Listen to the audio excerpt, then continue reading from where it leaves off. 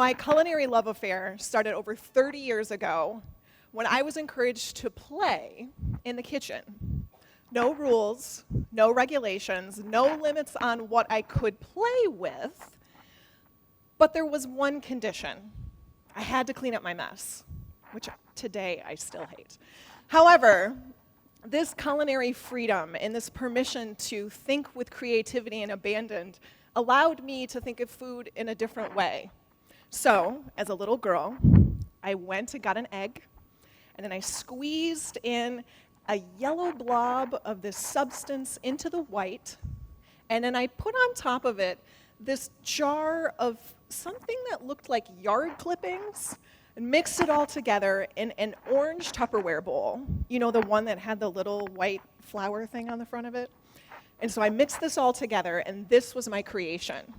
So the first thing I ever cooked was a scrambled egg, yellow mustard, dried fennel seed scramble. It was absolutely horrible. But the other part of my love affair started because I grew up in rural western Michigan. Our seasons were devised by the fruit.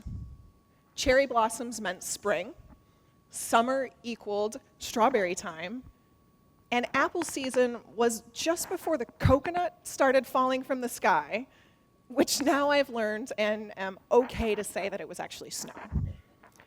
Food was also represented by time.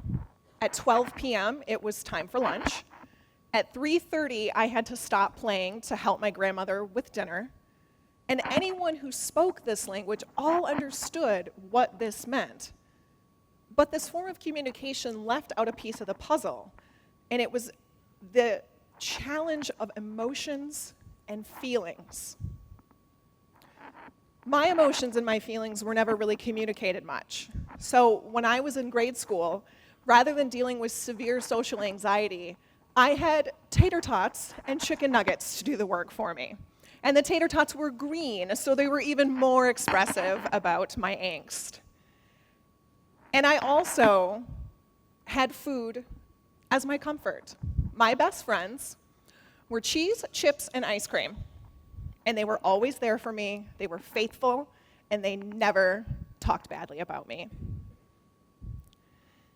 So as I continued to use food as a way to cope with my environment and to communicate the pain, I learned that food could actually keep me safe. It was my security.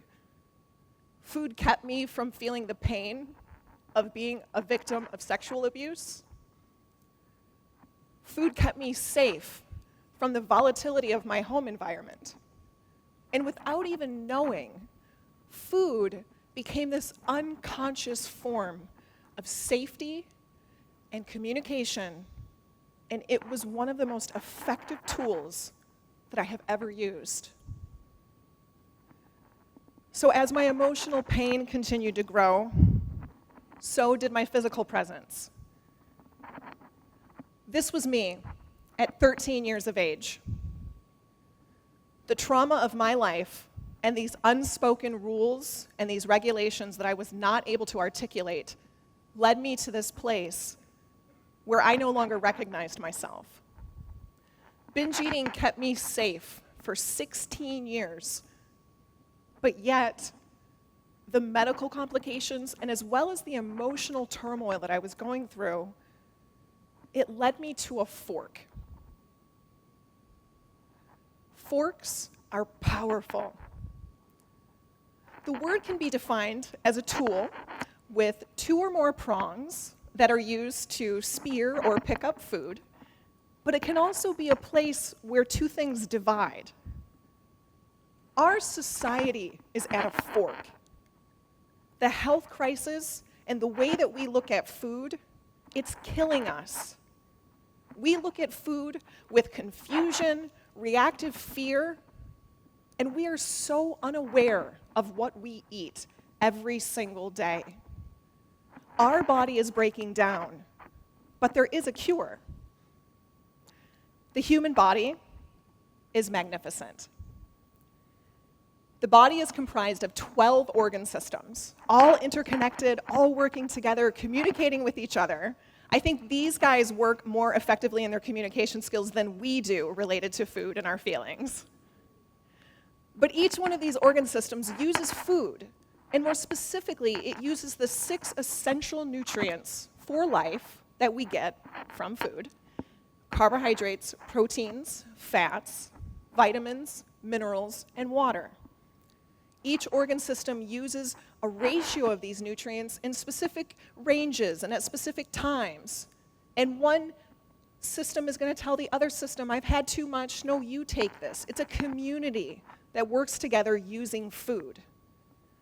But the other piece about this is that the variation in the type of nutrients that we need, it's not static. It doesn't stay the same now as it will tomorrow, as it will next year. And so you have to learn how to fuel your 12 organ systems with these 6 nutrients in a way that helps you perform to your best. Now, the other piece is that food also communicates emotions and feelings.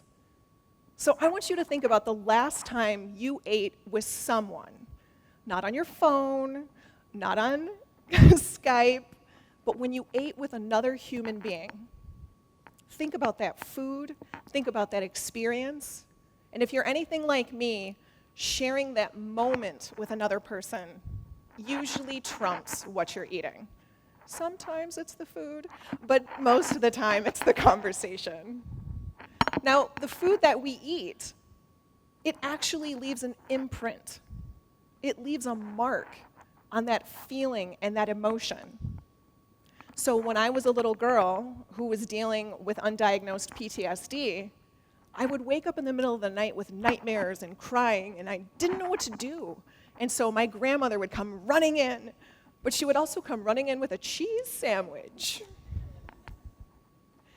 So even today, when I feel a flood of emotions and I'm feeling overwhelmed and I don't know what to do, I often have a craving for cheese, particularly smoked Gouda, but I do crave cheese.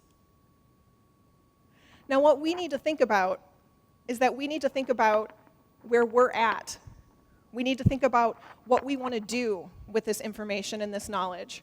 We need to think about the fork that we have reached with the food that we consume, with the sort of callous nature that we put into food. Because the solution to our health crisis is not coming up with a new diet, a new medication, or some new tool that's going to help us change the metabolism of our body. What we need to do is we need to pick up our fork when we reach our fork and eat. We need to eat consciously, because rejection and avoidance do not work. Fad diets and avoidance only cause more shame and pain. But yet this conscious eating, it does not mean perfection. It's not about right or wrong. It's not about good or bad. And I can't tell you exactly what to put in your fork, but what I can tell you is that if you use food to feed your body, both the physical and the soul, you will never be lost. Now, I actually ended up falling into a trap. I fell into a trap when the delusion of my obesity kind of dissolved. And what happened is that I started paying attention to these rules. I started paying attention to these misconceptions that if I treat my body like a bank account, that I'll be safe, I'll be okay. So I started counting calories, I started learning about fat grams, I started learning about fiber, insoluble fiber, metabolic enhancers, exercise. And I can't imagine what it would be like now in today's society that if we had the technology now that I did back then, I can only imagine what I would have learned as well. But the reality is that when I took this approach of trying to control food and trying to put it in this box of understanding, what happened is that I developed a severe eating disorder. Food became my Bible. Don't eat after 6 p.m. You had better have fat-free milk and not skim milk, because that has 0.5 grams of fat, and I don't do that. And I also shamed every single person who did not follow the same doctrine that I was preaching. This life didn't lead me to any more of a sense of happiness than did dissociating with food to keep me safe. So what I ended up doing is I ended up turning in at the fork. I turned in at my fork, picked up my fork, and started eating for consciousness, started eating for wellness, started eating for truth. And what I ended up finding is the woman that stands before you today. So I recently encountered a new fork in my life to where that I actually dissolved my clinical practice, and I decided to come here and study how food impacts both behavior and brain function. So not just brain function and not just behavior, but the interconnectedness between brain function and behavior. So that memory of cheese in my life, does that change actually how I process cheese because I have a mental and emotional association with that? Or when I eat cheese, because I have the mental and emotional association with it, I get a higher reward mechanism for that? We have to look at the interconnectedness of how we feed ourselves and how we eat, because we are all going to face forks, and we are going to have to choose what we do with them. So what I want you to do is I want you to think about a few things. And the first thing I want you to think about is I want you to think about why you eat what you eat. I just shared with you about why I eat cheese. So please don't shame me if you see me eating cheese or be like, April, are you okay? Like, do you need a hug? Like, what's going on?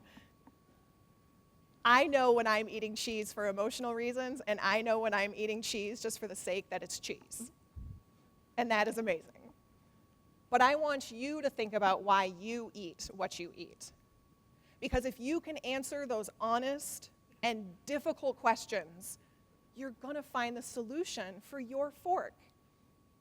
Because the things that we avoid are often the things that are holding the clues and holding the cure that we really need. So cheese no longer indicates a sign of fear or terror, it's pleasure. Pancakes are no longer the solution for loneliness and isolation. They are carbohydrates with some fats and an added side of happiness. Only if there's a lot of butter on top, because I don't like syrup. But I also want you to think about the knowledge that you gain.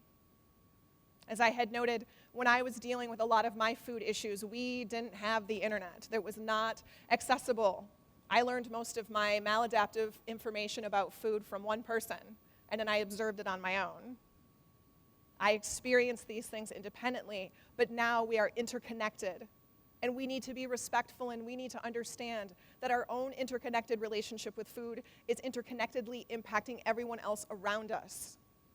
And it's okay that you have your relationship with food, but you also need to know that you are not operating in a bubble.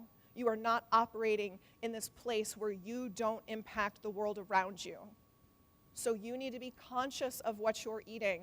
And if you are struggling with your relationship with food, the solution is not isolation because you're afraid that you're going to hurt somebody. You're already hurting the people around you because they are having to watch you go through this pain. What they want is they want to love you, and they want to help you, and they want to share with you as you choose to go to whatever side of the fork that you want to go to. And lastly, I want you to take ownership for your food intake. I don't want you to tell me that, you know, April, I can't eat breakfast, and I had to stop and do this because I had to do this. Those are excuses. That's not ownership. The reality is that what you say may actually be the exact same thing, but the frame of reference from which you're coming from is what makes it powerful. The excuses give your power to the world outside of you, and then you're left there paralyzed with no options. But if you take that in, you turn in and say, you know what? I don't know how to eat. I've never been taught how to eat. I don't know how to cook. Those are the choices, and those are the words that give all of you agency. They give you the emotions and the feelings and a starting point so that you're not like that potato in the middle of the road with a fork in you. You are actually someone who has a choice. And the honest answers, as I had noted early, those are your solutions. So if you don't know how to cook, learning how to cook is your solution. But you will never be able to gain those tools and that knowledge that you need if you're not willing to actually state what it is that you don't know. Now, my own life is reflective of this motto, and I wouldn't be standing here today if it wasn't. So even this morning, this is what I ate for breakfast. And I ate this for breakfast because I was very conscious about what I needed. And you can ask some of my fellow speakers, we have been eating food all morning, consciously. But I ate this for breakfast because I knew that my brain, my muscles, and all of the organ systems needed some complex carbohydrates that were going to last me 3-4 hours to stand up here. I knew that I was going to need some anthocyanins from that blueberry and that blackberry. I knew that I needed omega-3 fatty acids in the form of walnuts because I also wanted to delay how quickly that glucose got broken down. But also I knew that my brain was going to be fired up with excitement sharing my story with you.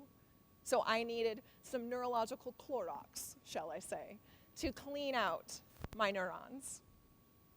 So when I eat, I don't eat just because it's delicious and amazing and beautiful and fabulous and makes me feel awesome.